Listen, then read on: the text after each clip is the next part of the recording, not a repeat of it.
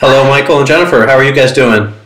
Good, how are you, Mike? How are you? I'm very well, thank you. How did the whole project come about, I guess, to start with? Well, I'll try to answer that. Really is,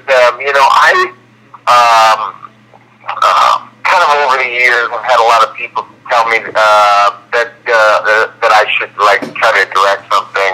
Cameron always thought I should direct, and I think Robert Rodriguez mentioned it to me. And just I have a lot of skills when it comes to story and rewriting stuff, and but I just never got around to it. And then I was introduced to Robert by the Grindhouse movies, and I wasn't really that aware of the Grindhouse movies. And although I think I used to see them a lot when I was a kid at the drive-in movies.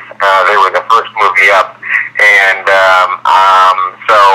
I just when I was doing The Divide, I said to myself, I didn't have anything on my schedule, and I thought, like, maybe I should. I saw a kid reading Robert Rodriguez's book, Rebel Without a Crew, and that's kind of just go out and do it type of thing. Don't worry about anything, and just. Jim Cameron once told me that one of the brilliant things about Robert was that he just didn't realize he couldn't do something, and so he just did it. So I kind of took that mentality, and I called Jennifer and asked her if she could locate a script that I had read about a year ago that was called The Victim.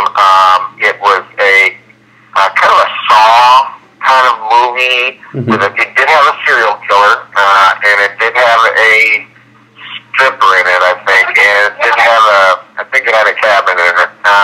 But it was a page one rewrite, and somebody wanted me to work on it like a year previously. It was just too much work. In the meantime, somebody had approached me, and they wanted me to work on a movie about Burt Lancaster. And when the guy told me how much money he had, I said, well, you don't have enough money to make a movie about Burt Lancaster. It's very expensive. And so I kind of in my mind, I put those two entities together and got them together, and I convinced them that I could take this script, do a rewrite on the script, which was really kind of a page one rewrite, and take the very, very low amount of money that this fellow had, and make a little Grindhouse movie, and we could do a little Grindhouse movie, and that's how it all came about. Basically, Grindhouse meaning low budget, and then exploitation. So I didn't even have enough money to do zombies because of special effects makeup. I didn't have enough money to do visual effects, so I couldn't do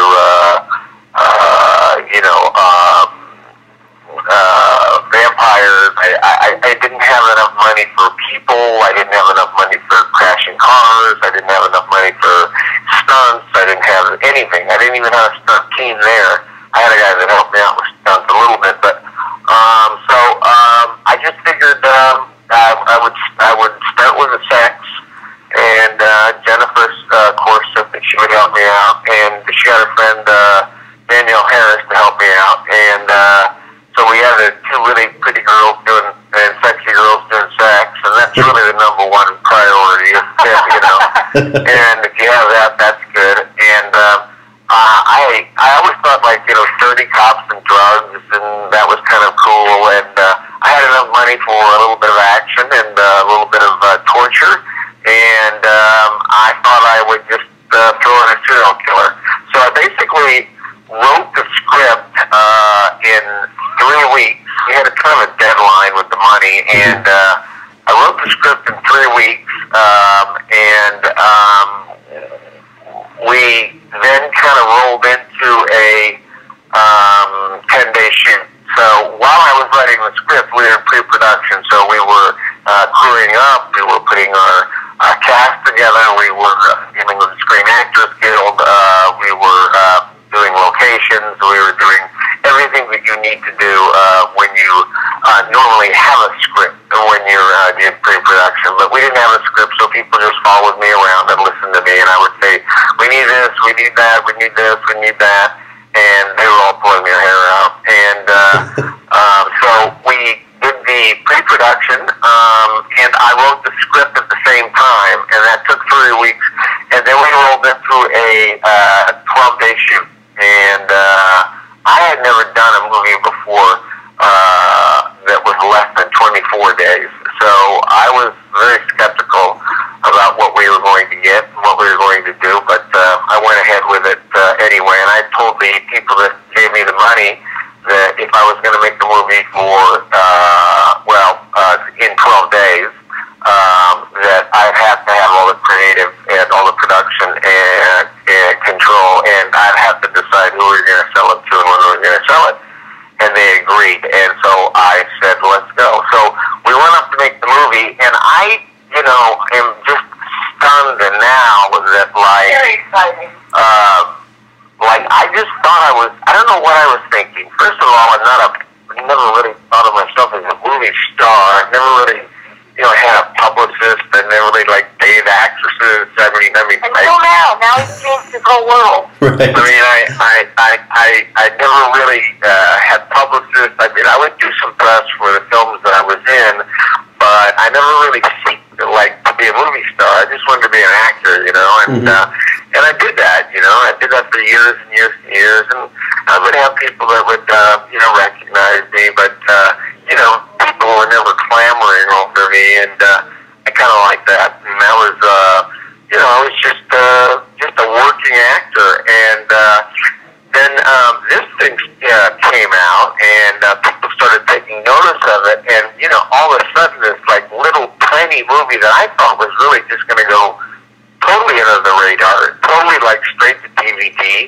I just wanted to say that I had directed something in my career before I was gone, and I had no idea that it would end up being reviewed by the New York Times. I mean, it just blew my mind, that the progression of the movie that started out as being what I consider a grindhouse movie that nobody watches, that it's the second or third build movie on a night of movies, that all of a sudden everybody's talking about it, and everybody's doing reviews on it, and everybody's Anchor Bay bought it, and they paid us quite a bit of money for it, and it's selling well overseas, and it's just absolutely been a whirlwind of excitement and kind of unbelievability. It just never dawned on me. And now, now they're calling me Michael Biehn, the icon, and using words like that to describe me. And for some reason, they always call this Michael Biehn's the victim. I don't know why, how that ever happened, but now it's always Michael Biehn's the victim, and but anyway, it's been a lot of fun. It's been a lot of, it's taken a lot out of me, to tell you the truth, not making the movie as much as trying to get it sold and then selling it and then doing the press on it. But we're almost done, and then I'll have it in my back pocket, and then I'll be happy about it. That's great. Well, the film plays great, so I'm not surprised to see it's doing well for you. I'm curious, what are the challenges for both of you working as a husband and wife team? What's challenging about directing your wife, and Jennifer, what's tough about being directed by your husband? Well, we're both really passionate, and so I'm probably the only person that will really stand up to Michael on a set, whereas everybody else will kind of go oh, okay, and I'll sort of be the one kind of, why? Why do you want to do that? Or, what do you mean? No, I don't want to do that. And he's just just do it, In fact, on the 18th, when the making of comes out with the movie, people can get it and see, all of this kind of behind-the-scenes shenanigans and stuff. What do you have to say about that? Yeah, I mean, it was, I think that directing is, we were moving so fast. We were doing 35 setups a day, 40 setups a day. Right. And, there were no rehearsals, and we were moving so fast that, I didn't have time to listen to anybody's opinion. You want to know what it's like directing me.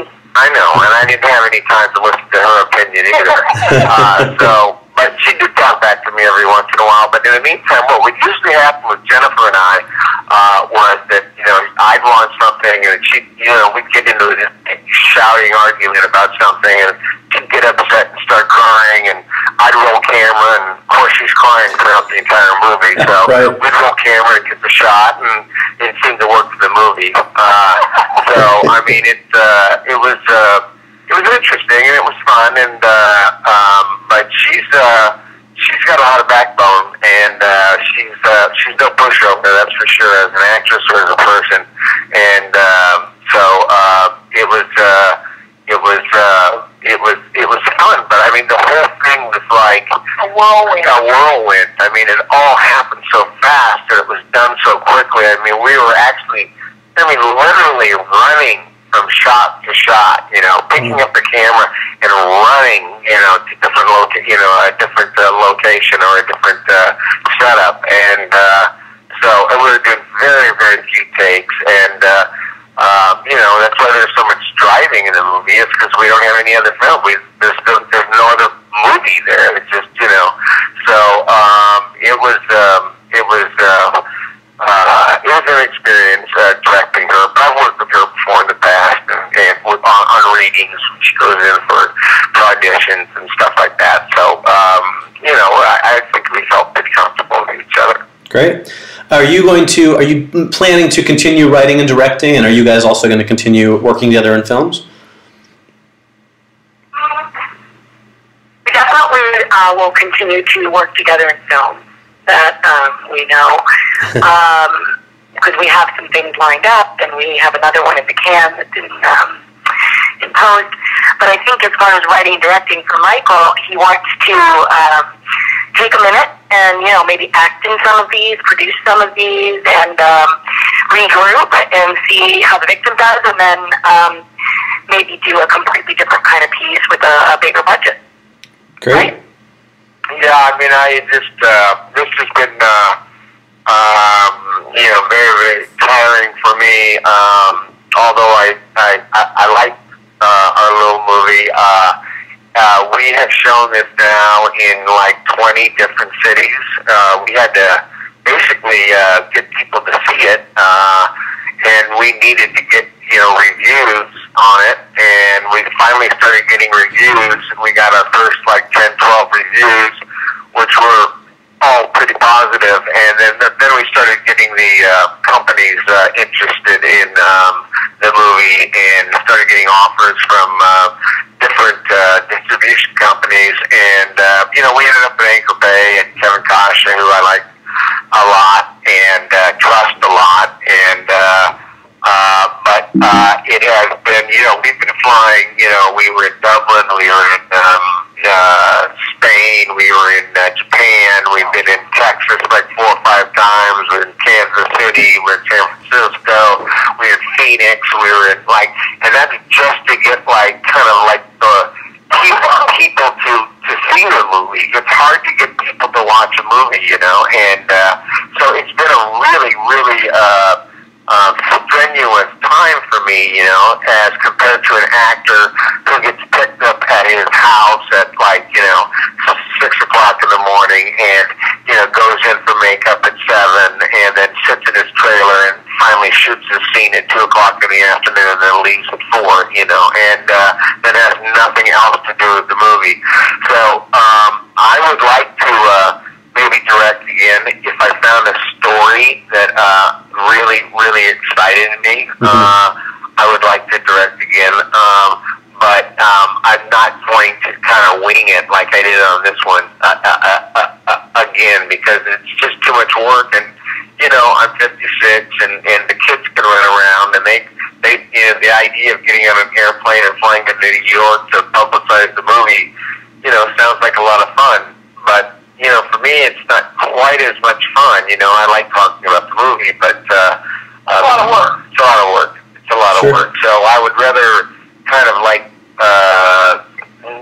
nurture younger filmmakers and try to raise money for young filmmakers that I see that have talent, and produce movies for guys that are up and coming.